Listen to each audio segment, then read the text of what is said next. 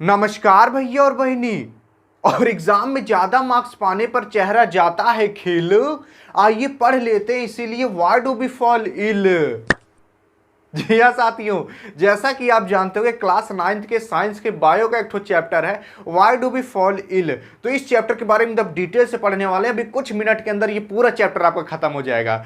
अब इस चैप्टर में हम पढ़ेंगे क्या? तो इस चैप्टर में हम पढ़ेंगे कि हमारे शरीर में कैसे कोई बीमारी आती है, हमारे शरीर कैसे किस बीमारी से लड़ती है, हमारे शरीर में कोई चीज आता है तो कैसे बीमार हम होते हैं। तो इन सब के बारे में हम डिटेल से पढ़ने वाले हैं। बहुत इंटरेस्टिंग चैप्टर है, आपको अपने शरीर के बारे में पढ़ना है। अभी अंदर हम घुस घुस के जाएंगे कहाँ कौन सी बीमारी होती है, एकदम बहुत मजा आने वाली है। आइए चलिए शुरू करते हैं चैप्टर को। सबसे पहले हम समझेंगे कि भैया ये हेल्थ क्या होता है, इसके बारे में समझते हैं। हेल्थ सुने होगे, एक हेल्थी आदमी, तो ये होता क्या, इसको समझते हैं। देखो पहले के जमाने में ये कहा जाता था कि अगर कौनो आदमी बॉडी वॉडी है मेरी तरह सिक्स पैक उस पैक है तो एक हेल्दी आदमी माना जाता है। यानी कि जो फिजिकली फिट हो, यानी कि अपने शरीर से फिट हो, उसको हम हेल्दी आदमी कहेंगे, उसी का हम हेल्थ कहते हैं। तो आज के मॉडर्न जमाने में उसे हम हेल्थ नहीं कहते हैं, तो किसे कहते हैं? तो भैया उसे कहते हैं a state of complete physical, mental and social wellbeing. अगर कोई आदमी फिजिकली फिट है, मेंटली फिट है और सोशल वेलबींग भी है, तब उस आदमी को हम हेल्दी आदमी कहेंगे, उसे हम हेल्थ कहेंगे। समझे ना? अब इस तीनों का मतलब समझो। फिजिकली का मतलब कोई आदमी है, उसके बॉडी वॉडी है, सिक्स पैक उस पैक है, यानी मतलब फिजिकली फिट है, यानी कि ऐसा नहीं है कि शरीर में कोई बीमारी है। दूसरा, मेंटली भी फिट होना चाहिए, यानी कि अपने दिमाग से भी, ऐसा नहीं है कि अपनी वाली के बारे में हमेशा सोचता रहे, तो मेंटली भी फिट होना चाहिए, यानी कि कोई काम करे ठीक ठाक करे, दिमाग से करे। और सोशली वेलबींग भी होना चाहिए। इसका मतलब यह है वो समाज में अच्छे तरीके से बर्ताव करे, ऐसा नहीं किसी आदमी से लड़ने झगड़ने लगे, किसी को लार के मारने उड़ने लगे। यानी कि सोशली वेलबींग भी, यानी समाज में अच्छी तरीके से बर्ताव करना चाहिए। यानी जब अपने शरीर से फिट हो, अपने दिमाग से फिट हो और समाज में अच्छी तरीके से बर्ताव करे, तब उसे हम कहते हैं हेल्थ है। तो हेल्थ क्या होता है ये समझ में। और पहले के जमाने में लोग सोचते थे जिगरे बॉडी वॉडी है उसी को हम हेल्थ कहते हैं, तो उसे हम हेल्थ नहीं कहते। आज के जमाने में हम फिजिकल, मेंटल और सोशल वेलबींग, ये तीन चीज पूरा करता है, उसे हमें हेल्थ कहते हैं। अब आप खुद सोचो, अब आप अपने ऊपर अप्लाई करो। देखो आप फिजिकली फिट हो, मेंटली फिट हो, लेकिन अपने दोस्तों से लड़ाई झगड़ा करते रहते हो, तो आप हेल्थी आदमी हो कि नहीं? इसीलिए लड़ाई झगड़ा नहीं करना चाहिए। देखो अब हम समझते क्या होता है डिजीज। डिजीज का सिंपल से मतलब ये समझो कि कोई अगर शरीर में बीमारी है उसी को हम डिजीज कहते हैं। अब लेकिन बायो की भाषा में देखो, discomfort in any section of the body. इसका मतलब ये है कि हमारे शरीर का अगर कोई भी अंग है वो डिस्कंफर्ट है, यानी कि वो ठीक से काम नहीं कर रहा है, उसी को हम डिजीज कहते हैं। जैसे कि अगर आपके लीवर ठीक से काम नहीं कर रहा तो कोई बीमारी हो सकती है। आपका पेनक्रियाज इसी तरह होता है, देख लेना यहाँ मीज है। तो ये जब पेनक्रियाज गड़बड़ा जाता है तो आपके शुगर हो जाता है। जब भैया फेफड़ा में कोरोना चला जाता है तो देखो कोरोना की वजह से हमारा फेफड़ा गड़बड़ा जाता है। इसी तरीके से अन्य अन्य तरीके से, अन्य अन्य बीमारी से हमारे अन्य अन्य जो वो अंग रहते हैं वो प्रभावित होते रहते हैं। तो अगर हमारे शरीर में कोई बीमारी आती है, हमारे शरीर में कोई बीमारी होती है, उसे हम क्या कहते हैं? डिजीज कहते हैं। यानी जब हमारी शरीर डिस्कंफर्ट में रहती है, ठीक नहीं रहती, उसी को हम डिजीज कहते हैं। देखो जैसे कि इसका एग्जांपल है फ्लू हो गया, HIV एड्स हो गया। HIV एड्स बहुत ज्यादा खतरनाक बीमारी है। इसमें क्या होता है, हमारे शरीर का जो इम्यून सिस्टम पूरा रहता है ना, वही गड़बड़ा जाता है, यानी कि हमारे शरीर में ताकत नहीं रह जाती। सिंपल सा मतलब ये समझो। अभी इसके बारे में थोड़ा आगे डिटेल का खखोर के एकदम चर्चा करेंगे। देखो कोविड-19 हो गया, कोविड डी आएगा, कोविड-19 यानी कोरोना वायरस हमारा फेफड़ा प्रभावित हो जाता है। मलेरिया की वजह से भी भैया हमारे अन्य अन्य तरीके से, ऐसे अन्य अन्य बीमारी से हमारे अलग अलग चीज प्रभावित होते रहते हैं। तो ये सब क्या है भैया? ये सब डिजीज है। अब समझते हैं हम क्या होता है साइन। साइन का मतलब ये होता है कि भैया अगर किसी आदमी कोई बीमारी हो रही है तो जो दूसरा आदमी सामने जो नोटिस कर लेता है उसी को हम साइन कहते हैं। अब बायो भाषा में देखो, effect of disease that can be noticed by other.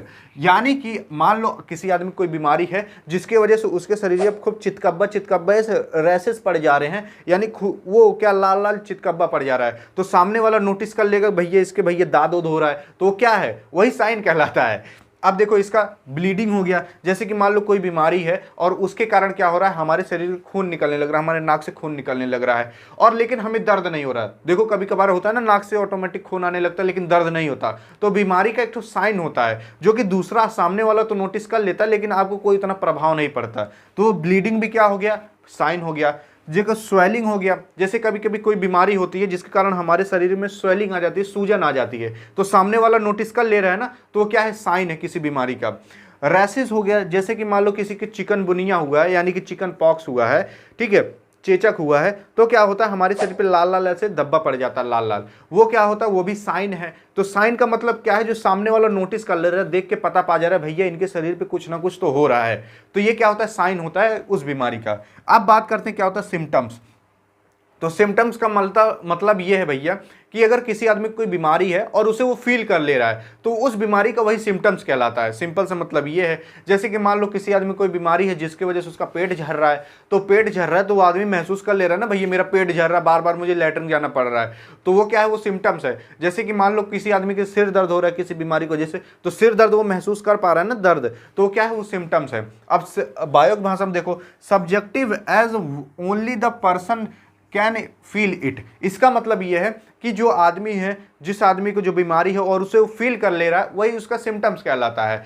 जैसे कि मान लो किसी आदमी को कोई बीमारी है जिसकी वजह से उसका पेट बहुत तेज दर्द हो रहा है, तो सामने वाला थोड़ी ना उसे महसूस कर पाएगा, वो तो वही आदमी महसूस कर पाएगा ना जिसे पेट दर्द हो रहा है, तो वही क्या कहलाता है, बीमारी का सिम्टम्स कहलाता है। जैसे कि मान लो कोई आदमी है और उसका बहुत तेज सिर दर्द हो रहा है किसी बीमारी की वजह से, तो वो जो सिर दर्द हो रहा है वो आदमी फील कर पा रहा है, तो वो सिम्टम्स कहलाएगा। तो इसका एग्जांपल देखो, जैसे भैया बॉडी एच हो गया, यानी कि हमारे बॉडी में दर्द, जैसे बुखार उखार हो जाता है ना, बॉडी में बहुत तेज दर्द होने लगता है, लेकिन सामने वाला नहीं महसूस कर पाएगा इनके बॉडी में दर्द हो रहा है, लेकिन आप महसूस कर लोगे, तो वही क्या कहलाता है, वही कहलाता है भैया सिम्टम्स। हेड एच हो गया, यानी कि हमारे सिर दर्द हो गया, ऐसे कई बीमारी होती है जिसमें हमारा सिर दर्द होने लगता है।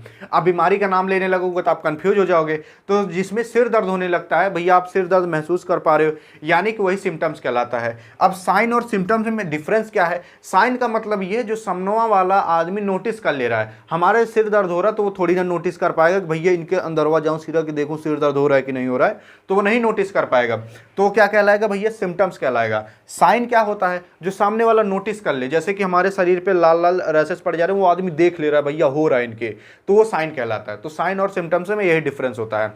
अब हम समझते हैं कितने टाइप के डिजीज होते हैं इसके बारे में। तो अब हम समझते हैं टाइप्स ऑफ डिजीज के बारे में, यानी जो बीमारी होती है वो कितने प्रकार की होती है, उसको साइंटिस्ट लोगों ने कैसे कैटेगराइज करके कैसे बांट के रखा हुआ है, इसके बारे में समझते हैं। देखो जो भैया डिजीज होती है ना, सबसे पहले हम समझेंगे टाइम ड्यूरेशन की बेस पर कैसे साइंटिस्टों ने उन्हें कैटेगराइज करके रखा है, अलग अलग करके रखा है। तो देखो सबसे पहला आता है एक्यूट डिजीज।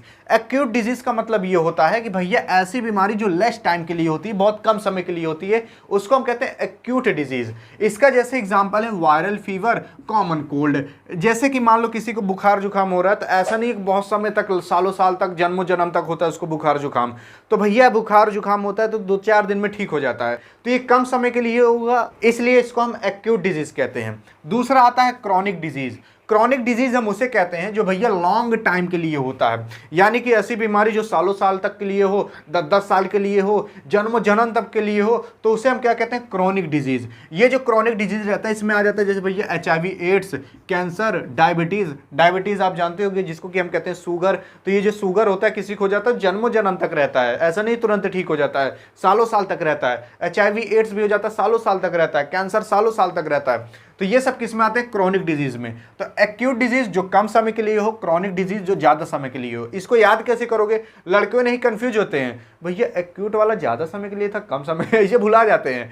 तो देखो जिसकी स्पेलिंग छोटी वो कम समय के लिए, जिसकी स्पेलिंग बड़ी वो ज्यादा समय के लिए। एक्यूट देखोगे तो भैया 5 अक्षर का है, क्रॉनिक 6 अक्षर का है। तो एक्यूट छोटी स्पेलिंग तो ये लेस समय, और क्रॉनिक ज्यादा बड़ी स्पेलिंग तो ये ज्यादा समय के लिए। तो ऐसे ट्रिक बनाकर याद कर सकते हो, कोनो खास है नहीं।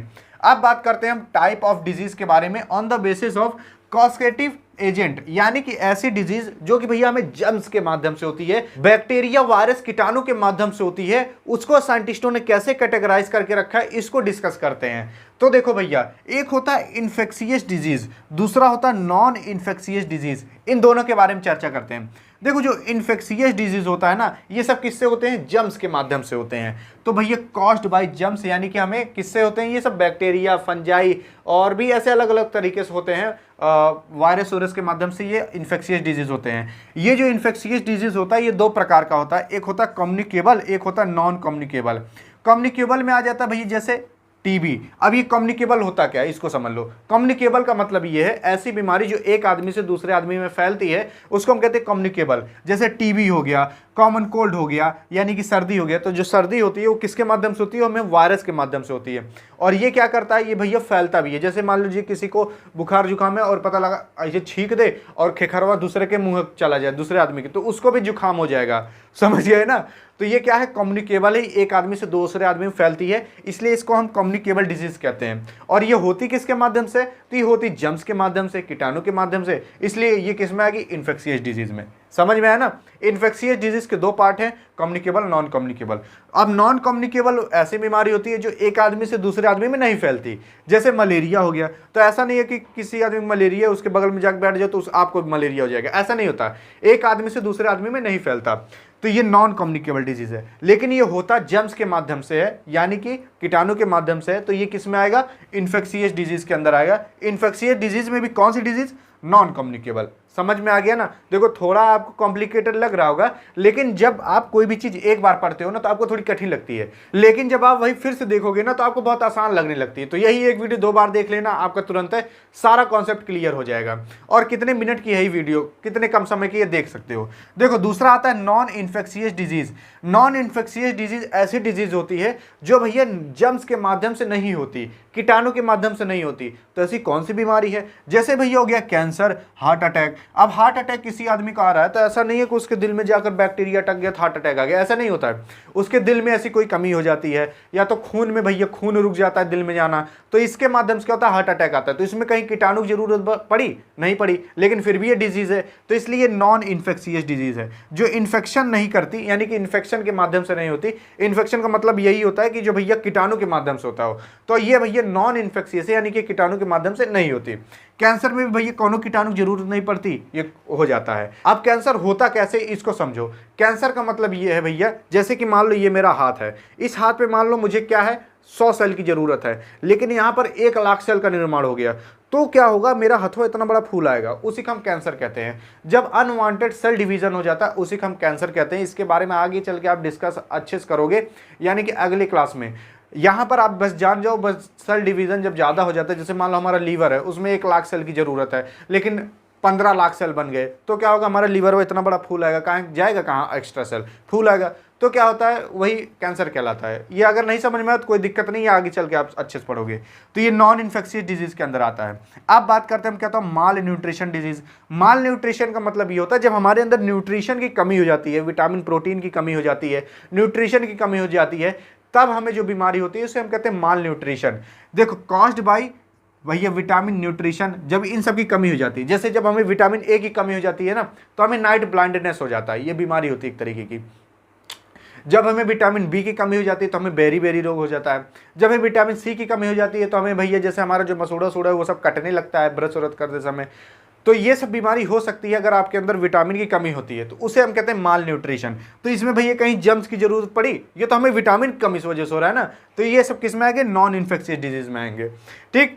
चौथा आता है भैया हेरिडिटरी डिजीज। हेरिडिटरी डिजीज का मतलब ये होता है जो जनरेशन से जनरेशन में जाती है, यानी किसी दादा को हुआ था तो उनके बेटे को हो जाएगा, उनके बेटे को हुआ तो उनके बेटे को हो जाएगा, उनके बेटे को हुआ तो उनके बेटे के, तो पीढ़ी दर पीढ़ी ये क्या हो रहा है? बीमारी ट्रांसफर हो रही है, उसे हम क्या कहते हैं? Hereditary disease. जैसे इसमें आ जाता है डाउन सिंड्रोम, ये एक तरीके की बीमारी होती है, कलर ब्लाइंडनेस ये भी एक तरीके की बीमारी होती है, ऐसे और तरीके की बीमारियां हैं। अब पांचवा आता है ऑर्गन डिसफंक्शन। इसमें क्या होता है? जो ऑर्गन होता है वो भैया काम करना बंद कर देता है या फिर ठीक से काम नहीं करता, डिसफंक्शन करने लगता है, तो इसीलिए उसको हम क्या कहते हैं? Organ dysfunction disease. जैसे कि मान लो हमारा किडनी है, उसमें क्या हो गया? जाकर स्टोन, छोटा सा पत्थर अटक गया, पत्थर अटक गया, उसी को हम कहते हैं पथरी हो गया है। वही जब पथरी हो जाता है ना तो किडनी ठीक से काम नहीं करता है, ठीक से जब काम नहीं करेगा तो हमें कहते हैं भैया किडनी स्टोन हो गया, यानी पथरी बीमारी हो गई। समझ गए? तो ये सब क्या है? बीमारी है किसकी? देखो ऑर्गन की डिसफंक्शन से हो रही है, तो ये किस में आएंगी? ऑर्गन डिसफंक्शन डिजीज में आएगी। जब हमारा ऑर्गन ठीक से काम नहीं करता, जैसे हार्ट नहीं काम किया, लीवर नहीं काम किया, आंत नहीं काम किया, फेफड़ा नहीं काम किया, तो अगर ये सब ठीक से काम नहीं करेंगे तो वो ऑर्गन डिसफंक्शन डिजीज में आते हैं। इस समय भैया जैसे पथरी हो गया तो इसमें कोई गंदगी की जरूरत पड़ी, जर्म्स की जरूरत पड़ी? नहीं पड़ी, तो इसलिए किस में आएंगे? नॉन इन्फेक्शियस डिजीज में आएंगे। ये तो भैया हमें स्टोन की वजह से हो रहा है ना कि हमें जर्म्स की वजह से हो रहा है, किडनी स्टोन। तो आई होप आप समझे होंगे टाइप ऑफ डिजीज के बारे में, यहां तक तो समझ में आया होगा। अब चलते हैं अगले कॉन्सेप्ट की तरफ। और अगर आप इसका स्क्रीनशॉट लेना चाहते हो तो ले सकते हो गया होगा। चलते हैं आगे।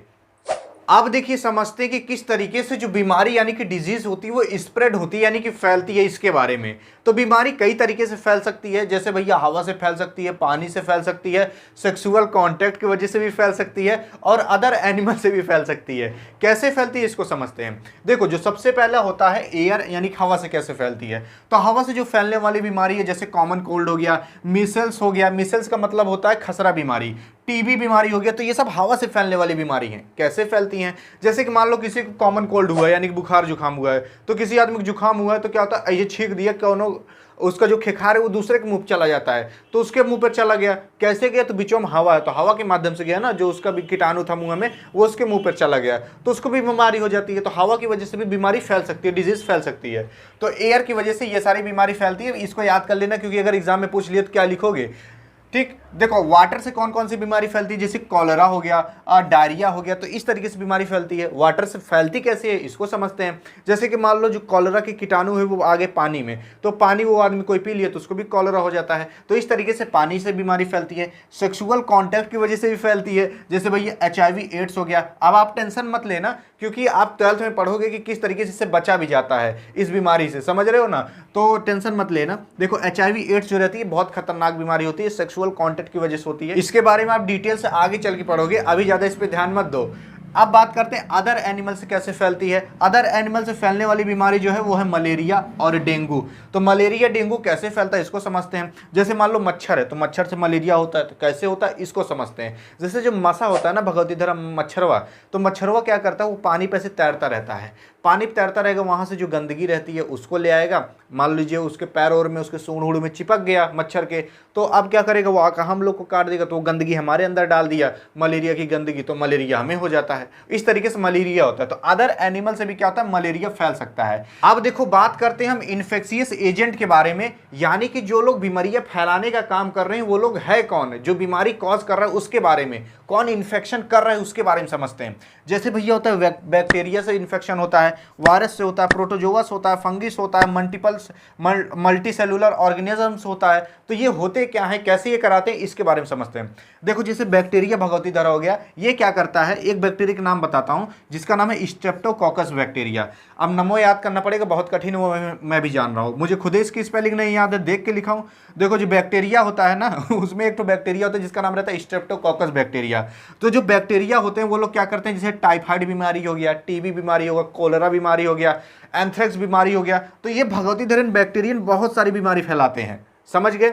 वैसे जो वायरस होता है ये भी कई तरीके से बीमारी फैलाता है। अब वायरस का नाम जान लो, जैसे एक तो HIV वायरस होता है, एक तो सार्स वायरस होता है, इस तरीके से और वायरस होते हैं। कितने के नाम याद रखोगे, 2 याद है बहुत है, ठीक है। तो जो वायरस होते हैं, देखो कोरोना वायरस है वो भी वायरस है। तो ये जो वायरस होते हैं ये भगवती धरन में बहुत बीमारी फैलाते हैं। जैसे देखो एड्स बीमारी होगी, ये कौन कराता है, HIV जो वायरस है वो क्या कराता है, एड्स बीमारी कराता है, जिसको कि हम HIV एड्स भी कहते हैं।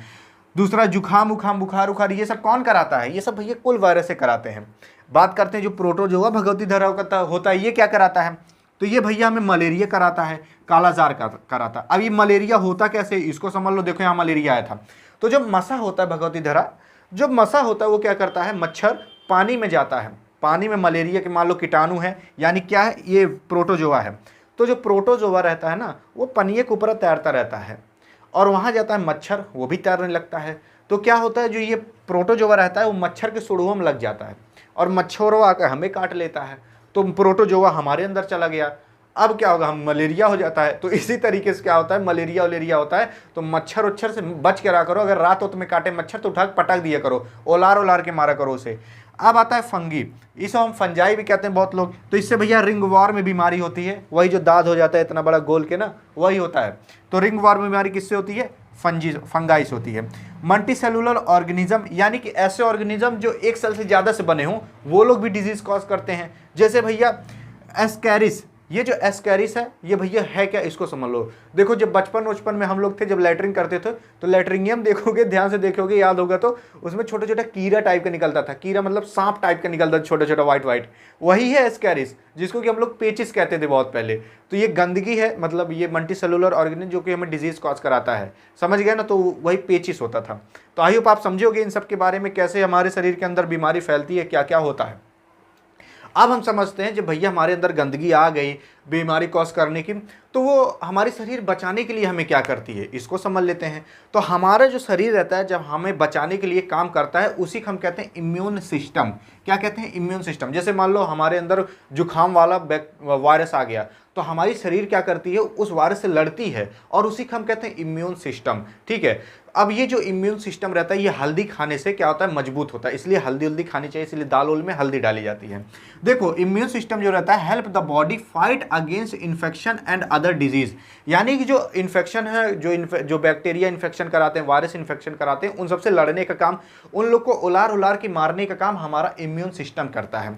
अब इम्यून सिस्टम में होता क्या है ये जान जाओ। तो इम्यून सिस्टम में होता भैया WBC भैया ये खून का पार्ट होता है, जिसको कि हम व्हाइट ब्लड सेल्स कहते हैं। अगर आप नहीं पढ़े होगे तो आगे चल के पढ़ोगे। जैसे कि आप जानते हो जो हमारा खून रहता है ना, तो खून में भैया आप देखोगे वो लाल लाल खून रहता है। तो ऐसा नहीं वो खाली लाले रहता है, उस खून के अंदर भैया व्हाइट ब्लड सेल्स भी होते हैं, यानी सफेद खून भी होता है। उसके अंदर प्लाज्मा भी होता है, उसके अंदर प्लेटलेट्स भी होता है। वो सब आपको दिखाई नहीं देंगे, बस आपको लाल लाल दिखाई देता है, लेकिन उस सब में ये सब भी चीज होता है, व्हाइट ब्लड सेल्स। ये जो व्हाइट ब्लड सेल्स रहता है ना, ये हमारे शरीर के अंदर क्या करता है, हमें ताकत देने का काम करता है, बीमारी से लड़ने का काम करता है। जैसे मान लो कोई वायरस चला गया ना, उन लोग को उलार के मारने का काम व्हाइट ब्लड सेल्स करता है। यह हमारे शरीर के अंदर होता है, इसलिए व्हाइट ब्लड सेल्स मजबूत रहना चाहिए। तो इम्यून सिस्टम समझिए क्या होता है, यह हमारे शरीर में गंदगी आए तो उसको उलार के मारने का काम करता है। आप समझते क्या होता है एंटीबॉडीज। एंटीबॉडीज है क्या, इसको समझो। देखो बहुत इंटरेस्टिंग, ये सब हमारे शरीर के अंदर होता है। जो हमारा इम्यून सिस्टम रहता है वो हमें बचाता कैसे है, तो जो हमारा इम्यून सिस्टम है ना, वो एंटीबॉडीज बनाता है। एंटीबॉडीज कैसे बनाता है, तो एंटीबॉडीज जो रहता है ना वो भैया है क्या, उसको समझ लो पहले। एंटीबॉडीज जो होता है वो हमें क्या करता है, प्रोटेक्ट आवर बॉडी, हमारे बॉडी को प्रोटेक्ट करने का काम करता है। अब आप सोचोगे एंटीबॉडीज दिखता कैसे होगा, क्या होता होगा। तो एंटीबॉडीज के बारे में आप डिटेल से 12th में पढ़ोगे। अभी ये जान जाओ कि हमारे जो शरीर है, अगर हमारे शरीर के अंदर गंदगी आती है तो हमारी शरीर ऑटोमेटिक एंटीबॉडी बनाने लगती है। वो जो एंटीबॉडी रहती है वो उलार के मारने का काम करती है उस वायरस को, उस बैक्टीरिया को जो हमारे शरीर के अंदर आया है। समझ गए। अब ये सब कराता कौन काम है, तो WBC कराता है, यानी कि व्हाइट ब्लड सेल्स। ये हमें बचाने का काम करता है इन सब से। आई होप आपको समझ में आओगे। यहां से आप समझते हैं क्या होता है एंटीबायोटिक। एंटीबायोटिक क्या होता है इसको समझो। जैसे कि मान लो कौनो गंदगी आई हमारे शरीर के अंदर, बैक्टीरिया आ गया, कोई वायरस आ गया और हमें डिजीज करा रहा है, बीमारी करा रहा है, तो हमारी शरीर क्या करेगी, एंटीबॉडी बनाएगी ताकि उससे वो लड़ सके। लेकिन मान लो जॉन वायरस हुआ है, वो जिम करके आया है और हमारे एंटीबॉडी को मार के उलार दिया, तब क्या होगा, तब हमें लेना पड़ता है एंटीबायोटिक। एंटीबायोटिक भैया यही दवा होती है जो आप खाते हो, उसमें से आप देखोगे कई दवाएं एंटीबायोटिक होती हैं। वो जो एंटीबायोटिक होती है ना, वो क्या करती हैं, जैसे कि मान लो आपके एंटीबॉडियों को मार दिया, उलार के गिरा दिया कौन, वायरस, तब हम लोग खाते एंटीबायोटिक यानी कि दवा। तो जब दवा खाते हैं ना, ये भैया और जिम करके आया रहता है, मारता वायरसों को, उलर जाता है, बैक्टीरिया उलर जाता है।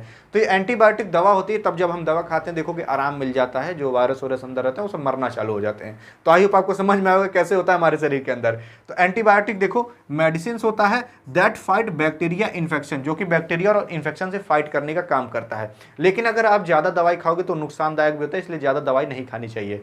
तो आई होप आप समझे हो कि यहां तक एंटीबायोटिक के बारे में। अब बारी आती है लास्ट टॉपिक की, जिसका नाम है इम्यूनाइजेशन। ये भैया बहुत इंटरेस्टिंग है, ये भी आपके शरीर के अंदर होता है, मजा आएगी समझने में। देखो इम्यूनाइजेशन हम उसे कहते हैं the process by which a person become protect against disease through vaccination. यानी कि ऐसा प्रोसेस जिसमें कि क्या होता है कि हमें कोई डिजीज से प्रोटेक्ट किया जाता है वैक्सीनेशन करा के। वैक्सीनेशन का मतलब क्या होता है, वैक्सीनेशन का मतलब होता है टीकाकरण। जैसे आप देखोगे जब आप प्राइमरी में बहुत पहले पढ़ते होगे, नहीं पढ़े होगे, हम लोग पढ़े हैं, तो क्या होता था ना, जब हम लोग बचपन में थे तो यहीं सुई लगवाई जाती थी, यहाँ पर अभी छोटा सा गड्ढा है, तो वो जो सुई लगाई जाती थी भैया वो वैक्सीनेशन होता था। वैक्सीनेशन का मतलब ये होता है जब कोई नई बीमारी आती है ना, तो उससे बचने के लिए वैक्सीनेशन आता है, यानी कि सुई तरीके की आती है, वो क्या किया जाता है, वो हमारे शरीर के अंदर डाला जाता है, जिसके द्वारा जो नई बीमारी आई है उससे हम प्रोटेक्ट रहते हैं। अब ये होता कैसे, देखो जब कोरोना आया था उसमें भी क्या किया गया था, वैक्सीनेशन कराया जा रहा था। वैक्सीनेशन का मतलब ये है कि मतलब सुई लगाई जा रही थी ताकि हम कोरोना से बचे रहें।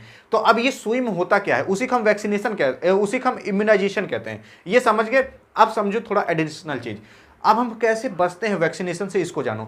देखो जैसे कि मान लो जो कोरोना वरोना है ना, तो अगर कोरोना हमारे शरीर के अंदर आ गया तो कोरोना हमारे एंटीबॉडी को मारेगा, उलट जाएगा हमारी एंटीबॉडी। तो क्योंकि हमारे जो शरीर है, हमारा जो इम्यून सिस्टम, उसको नहीं पता है कि भैया कोनो नया वायरस आ गया है।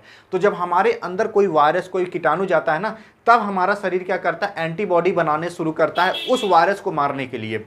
अब लेकिन हमारे शरीर को पता ही नहीं है कि भैया वायरस जैसी कोई बीमारी आई है, कोरोना वायरस जैसी बीमारी आई है। तो हमारा जो शरीर रहेगा, जो हमारा इम्यून सिस्टम रहेगा, वो एंटीबॉडी बनाई नहीं करेगा उसको मारने के लिए। किसको मारने के लिए, कोरोना वायरस को। अब कोरोना वायरस हमारे अंदर आया, तब तक क्या हुआ, लेट हो चुका था। अब उसके बाद वो एंटीबॉडी बनाना चालू कर रहे हैं, तब तक भैया वो हावी हो गया कोरोना वायरस। तो इसमें क्या होता है ना, इम्यूनाइजेशन में हमें वैक्सीनेशन कराया जाता है, वैक्सीन लगाया जाता है। वैक्सीन में क्या होता है, जो चीज़ हमें भैया मतलब जैसे मान लो कोरोना वायरस आ गया ना, तो कोरोना वायरस की जब हमें वैक्सीन लगाई जाती है तो वैक्सीन में कुछ नहीं होता, वो सारे कोरोना वायरस ही हमारे शरीर के अंदर डाले जाते हैं। अब आप सोच रहे हो कि लगता है सठिया आ गए हैं, तो भैया मैं सठियाया नहीं हूँ, लेकिन वो जो कोरोना मतलब जब वो सुई लगाई जाती है ना, उसमें क्या होता है, वो सारे कोरोना वायरस हमारे शरीर के अंदर डाले जाते हैं। तो आप सोचोगे हमें कोरोना हो क्यों नहीं जाता, तो भैया इसलिए नहीं होता ना, क्योंकि जो कोरोना वायरस डाले जाते हैं वो बहुत कमजोर करके उनको, वो जो कोरोना वायरस रहते हैं उसको भैया साइंटिस्ट लोग मारते हैं, एकदम उलार उलार के मारते हैं उन कोरोना वायरस को, यानी कि हीट कर देते हैं, जिसकी वजह से वो कोरोना वायरस बहुत वीक हो जाते हैं। अब वो कोरोना वायरस वीक हो गए तो हमारे शरीर के अंदर डाल दिए गए, तो हमारा शरीर क्या करेगा, देखेगा अरे ये कौन वायरस आया है, जैसे उसको देखेगा तो हमारा शरीर एंटीबॉडी बनाने लगेगा। लेकिन कोरोना वायरस भैया है वीक, कुछ कर नहीं पाएगा हमारे शरीर के अंदर, तो हमारा शरीर क्या करेगा, एंटीबॉडी बना देगा कोरोना वायरस को मारने के लिए। तो वो जो कमजोर कोरोना वायरस है उनको तो मार ही लेगा, तो हमारे शरीर के अंदर कोरोना वायरस के लिए एंटीबॉडी बन गई। अब उसके बाद कोनो कोरोना वायरस बाहर से आ गया, जिंदा कोरोना वायरस भी आ गया, तो हमारे शरीर में एंटीबॉडी है ही कोरोना वायरस के लिए। तो क्या होगा, जैसी कोरोना वायरस आया हमारा शरीर मार के उल्टा देगा। इसी का हम वैक्सीनेशन कहते हैं। वैक्सीन इसी तरीके से काम करता है। नहीं भी समझ में आएगा तो उतना इंपॉर्टेंट है नहीं, इम्यूनाइजेशन समझ जाओ कि ऐसी प्रोसेस जब हमें डिजीज से बचाने के लिए वैक्सीन लगाई जाती है, उसी को इम्यूनाइजेशन कहते हैं। समझ गए। तो आई होप आप समझोगे इस चैप्टर के बारे में। कुछ उतना खास था नहीं, लेकिन बहुत इंटरेस्टिंग चैप्टर का था, बहुत इंपॉर्टेंट चैप्टर था। आई होप आप समझोगे। स्क्रीनशॉट लेना हो तो ले लो, ले लियोगे। यहाँ पर होती वीडियो एंड। वीडियो पसंद आए तो करेगा अपने मौसा के पास सेंड, ताकि वो भी कुछ पढ़ लें। नहीं तो रिजल्ट आता है बहुत जल्दी फ़ोन करते हैं, वो जब पढ़ेंगे तो पता चलेगा कितना कठिन होता है। आई होप आप समझोगे। मिलेंगे नेक्स्ट वीडियो, तब तक के लिए जय हिंद और जय भारत।